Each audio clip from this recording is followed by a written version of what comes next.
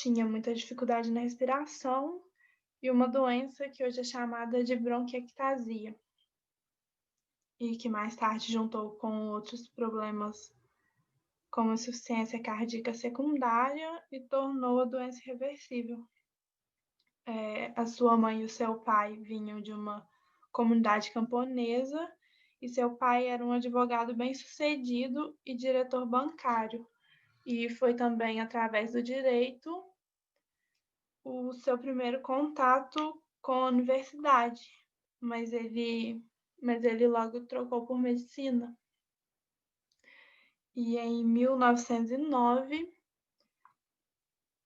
Jaspers começou a trabalhar no Hospital Psiquiátrico de Heidelberg e ele viu como uma possibilidade de juntar seus interesses por ciências naturais e humanas em uma única atividade.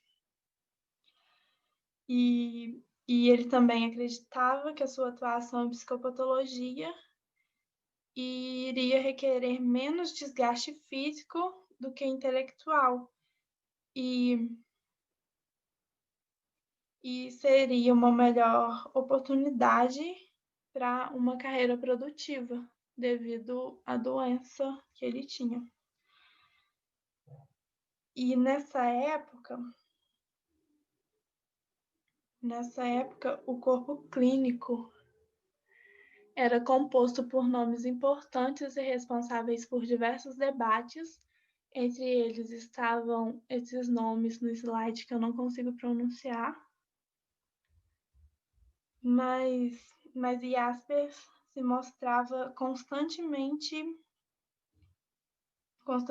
incomodado com muitas medidas adotadas no tratamento de doentes mentais e começou a buscar um novo caminho para a psiquiatria. E em 1913, ele escreveu o livro Psicopatologia Geral, onde ele vai analisar os fenômenos psicopatológicos de forma fenomenológica. Os pensamentos do Jaspers eram influenciados principalmente por Max Weber, pois para Jaspers a ciência sozinha é insuficiente e necessita de um exame crítico que pode ser trazido pela filosofia, baseada no homem real e não na humanidade abstrata. Ele faleceu em 1969, na Suíça, e é hoje reconhecido como um dos principais filósofos contemporâneos e um dos fundadores do existencialismo. Em 1913, Jaspers lança uma de suas obras mais importantes, chamada de Psicopatologia Geral, onde ele tenta propor um modelo de psicopatologia que atendesse às aspirações científicas. Ele faz duas críticas importantes. A primeira deles se refere ao modelo de abordagem exclusivo dos elementos mensuráveis. Já na segunda crítica, ele se refere à psicologia subjetiva, onde seria limitada devido à falta de propensão para gerar informações consideradas científicas. Essa linha subjetiva acabaria tendo seu foco voltado para um tipo de empatia, que surgiria ao estudar os fenômenos psíquicos e não suas manifestações externas. Para ele, o termo empatia constitui de um relato, atualização, em primeira pessoa da experiência de outro sujeito, um processo inconsciente cujo conhecimento gerado não poderia ser sistematizado a não ser que a psicologia subjetiva assumisse a tarefa de diferenciar, que seria descrever e nomear esses fenômenos subjetivos. E ainda estes processos deveriam ser realizados por meio de fenômenos possíveis de observação, como exemplo, conteúdo, contexto, motivos e modos de aparecimento. Na filosofia existencial de Karl Jasper, Boa noite. vou falar um pouco das contribuições do Karl Jasper para a psicologia clínica, né? Esse autor é um autor que debateu uma diversidade de temas, propondo teorias diferentes e ideias diferentes que se referiam à sua filosofia existencial, à sua psicologia e também à sua filosofia política. Em 1912, ele publicou um livro, né, fez uma publicação que foi extremamente popular, né, no seu método fenomenológico e na psicopatologia geral, mas esse livro era abordado de uma forma um pouco superficial e até mesmo duvidosa, que deixava certas indagações que se relacionavam ao que o autor realmente queria expor. Então, no momento onde encontramos vários autores e teorias com base na fenomenologia, o diagnóstico e tratamento na psiquiatria é demarcado fortemente pela teoria fenomenológica jasperiana, o que nos introduz ao mundo das contribuições psicológicas do autor. Então, a metodologia na psicopatologia jasperiana é tratada como centralidade. E é evidente em uma de suas obras, que tomamos como base, que é The Phenomenology Approach in Psychopathology.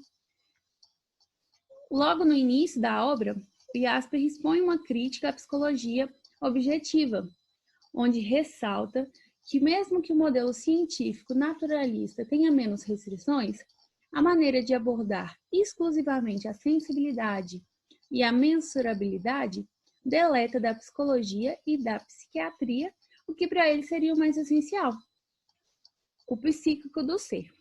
Por outro lado, sua crítica não é menor com relação às limitações de algumas abordagens psicológicas subjetivas. E Jasper, ele acredita que, se por um lado a abordagem subjetiva possui menos vulnerabilidade à deturpação do objeto de estudo que influencia na objetiva, por outro, oferece menores informações para serem registradas cientificamente. Segundo Jasper, o fato de estudar os fenômenos psíquicos e não apenas suas revelações a objetos externos, a psicologia subjetiva, se encontraria como uma limitação relacionada ao alcance do uso instrumental empático. Para ele, o foco inicial da psicologia subjetiva deveria incidir precisamente em diferenciar, descrever e nomear os fenômenos subjetivos. Só assim a abordagem subjetiva deixaria de ser apenas um compartilhamento de experiências, tornando-se informação possível de sistematizar, testar e comunicar. Para isso, um ponto importante seria trabalhar apenas com fenômenos vivenciados pelo indivíduo, propondo descrever e delimitar por meio de fatores externamente observáveis, fazendo com que a fenomenologia se torne uma ferramenta construída para nos fazer percorrer um caminho onde não se encontra uma linguagem explícita para o tratamento aos fenômenos psicopatológicos. Esse método alcançaria não apenas a empatia exercida, mas sim uma compreensão empática do fenômeno, exatamente por não se limitar apenas em estabelecer as relações entre o psíquico, mas sim em compreendê-los. Jasper usou, então, na fenomenologia, o termo compreensibilidade estática. O esteio da fenomenologia jasperiana. Uma das principais influências da psicopatologia explorada pelo Jasper foi o Ian Dilthey, com sua defesa de uma perspectiva descritivo-analítica para as ciências humanas, conjuntamente com os enfoques teóricos explicativos. Para esse autor, o desenvolvimento e a estruturação psicológica seriam questões extremamente interligadas, uma vez que o desenvolvimento psíquico não resulta em pulos de níveis psicológicos, ou ainda em uma organização psicológica hierárquica. Em vez disso, ele defendia um conceito onde a consciência seria um aparelho de manutenção recíproca nos múltiplos sistemas do psiquismo. Seriam esses afetivo, cognitivo, representativo, volitivo e etc. Dilthey não apoiava os tratamentos idealistas e metafísicos dentro da psicologia, mas desconsiderava de forma igualitária o positivismo em tentar isolar os fenômenos psíquicos. Para isso, demonstrava que seria negligente a utilização apenas desses métodos, comprometendo a continuidade da experiência, e defendia que determinar o sentido de cada mecanismo poderia ser feito apenas através da observação conjuntamente com a análise do psicológico. Para ele, seria esse, afinal, o motivo do insucesso das psicologias experimentais, das faculdades e da associação. De acordo em que Dilthey admitia a persistente influência recíproca entre os aspectos psíquicos, compreendia também que na forma psicológica de cada momento sobrepunha as propriedades acentuadas ao invés das tênues. Por tal captação, ele rejeitou a introspecção como um método confiável na compreensão de si, partindo da evidência de que apenas observando o outro perceberíamos as características psicológicas presentes em nós mesmos. Assim, concluímos que dentro da psicopatologia jasperiana são expressos através de Dilthey pontos relevantes para a nossa análise, como, primeiro, a ideia de articular elementos psíquicos e o fato de não ser possível apreendê-lo como elemento isolado. Segundo, a crítica presente no ciclo ininterrupto e mútuo de ressignificar o todo a partir do elemento. Terceiro, a negação do lado incondicional das comunicações geradas pela introspecção e o desempenho definitivo do examinador em associar de forma coerente as introspecções aos fenômenos externos. E 4. A descrição como premissa inicial da exploração psicopatológica e o posicionamento teórico do examinador nessa tarefa, entre outros conceitos interligados. Então, agora, o que não é fenomenologia jasperiana? Uma das primeiras relações estabelecidas foi entre a fenomenologia de Jaspers e a de Russell, que dificilmente passariam sem ser percebidas pelas literaturas, visto que o próprio Jasper era claro em reconhecer a credibilidade que Russell tinha em sua teoria e aquilo que ele considerava ser uma psicologia descritiva na particularidade do autor. Assim, quando Jasper acolheu a fenomenologia de Russell como uma psicologia descritiva, a partir da consideração de que era um método imperativo com rigor metodológico e científico, era importante e provável que o próprio Jaspers reconheceria Russell como um pai teórico para sua primeira concepção. Focando no lado científico, foi este o ponto desejável para a psicologia e psicopatologia, onde Jaspers acreditava que a fenomenologia de Russell lhe mostraria o caminho através de suas investigações lógicas. Ele rejeitou as ideias contidas em uma obra posterior de Russell, onde o autor demonstrava que seria uma proposta de abordagem capturada da consciência e não baseada na experiência, o que para Jasper significou uma traição à sua teoria científica primária.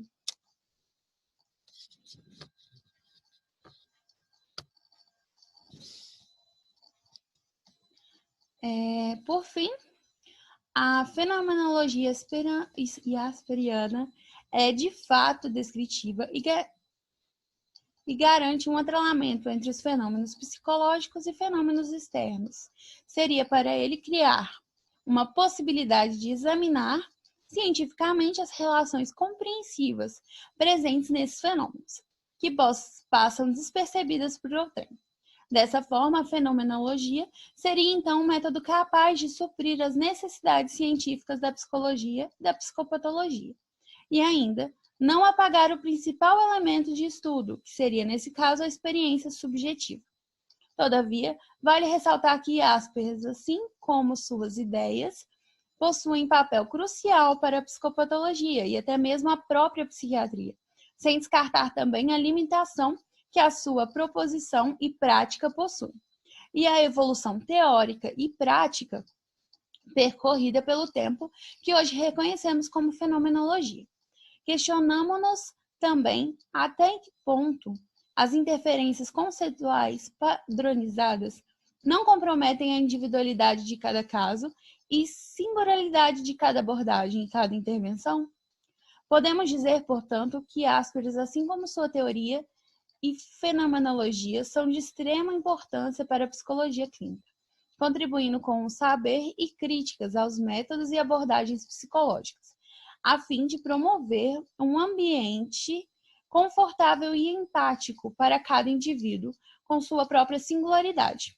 Porém, não devemos nos limitar ao que lemos e temos como conhecimento no agora, uma vez que para cada caso há uma nova maneira de reconhecer e intervir, assim como cada teoria precisa passar por uma edificação e aperfeiçoamento de compreensão e construção de fundamentos ao longo dos tempos.